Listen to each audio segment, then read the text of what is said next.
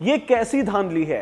पहले खुद को इकोनॉमिकल व्हीकल सेक्शन यानी ईडब्ल्यूएस का कैंडिडेट बताकर मेडिकल वाली नीट का परीक्षा दिया और जब सरकारी कॉलेज में सीट नहीं मिली तो यही ईडब्ल्यूएस वाले गरीब छात्र 1 करोड़ रुपए तक की फीस देकर प्राइवेट कॉलेज में एडमिशन ले लेते हैं।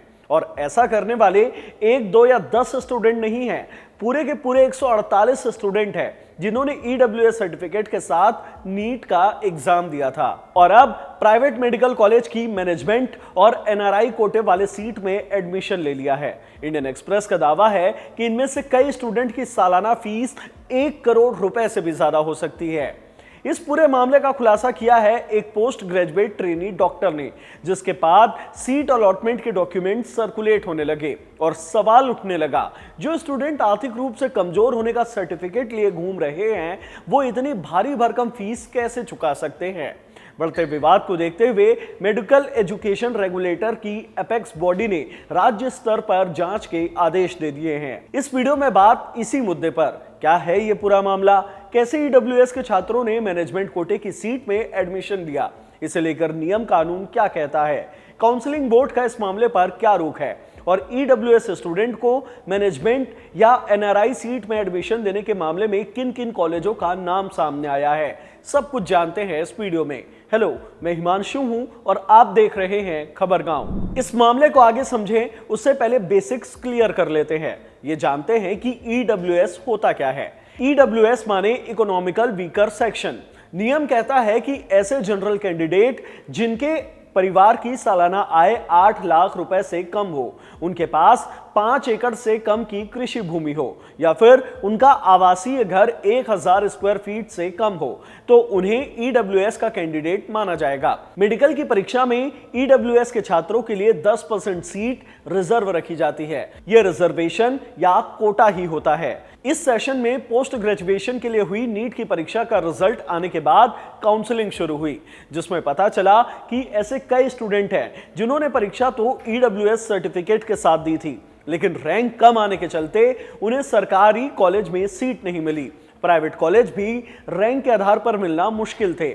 ऐसे में ईडब्ल्यूएस स्टूडेंट ने प्राइवेट कॉलेज के मैनेजमेंट और एनआरआई कोटे की सीट में एडमिशन ले लिया, जिसकी फीस 20 लाख से 1 करोड़ रुपए सालाना तक है। इसमें कुछ के नाम उजागर हुए हैं। टाइम्स ऑफ इंडिया की रिपोर्ट के मुताबिक बेलगावी के जवाहरलाल नेहरू मेडिकल कॉलेज में 1.1 लाख रैंक लाए हुए ईडब्ल्यूएस कैंडिडेट ने डर्मेटोलॉजी कोर्स के लिए एनआरआई कोटे में एडमिशन लिया, जिसकी सालाना फीस 1 करोड़ रुपए से भी ज्यादा है। पुडुचेरी के विनायक मिशंस कॉलेज में 84,000 रैंक लाए ईडब्ल्यूएस कोटे के कैंडिडेट को एमडी जनरल मेडिसिन की एनआरआई कोटे की सीट दे दी गई।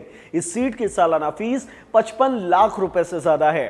संतोष मेडिकल कॉलेज में 3 ईडब्ल्यूएस कैंडिडेट को radio diagnosis, general medicine, obstetrics और गायनेकोलॉजिस्ट की सीट दी गई, जिसकी सालाना फीस 76 लाख और 50 लाख रुपए सालाना तक है।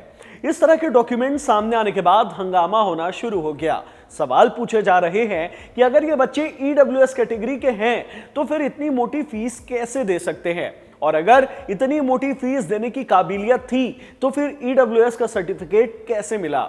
महाराष्ट्र के चिकित्सा शिक्षा एवं अनुसंधान विभाग के प्रमुख डॉक्टर प्रवीण शिंगारे ने इंडियन एक्सप्रेस को बताया कि कोटा लागू होने के बाद से ही ऐसे हो रहा है। ईडब्ल्यूएस कोटे के पीछे की मंशा नेक थी। ऐसे कैंडिडेट जो एससी, एसटी या ओबीसी वर्ग से नहीं हैं, लेकिन पीढ़ियों से आर्थिक रूप से पिछड़े हुए हैं, उन्हें इस ईडब्ल्यूएस कोटे का लाभ मिलेगा। लेकिन कुछ लोग फर्जी सर्टिफिकेट बनवा लेते हैं। यह मामला पहले भी एनएमसी में उठाया जा चुका है, लेकिन इस खामी को दूर करने का कोई अच्छा तरीका नहीं है।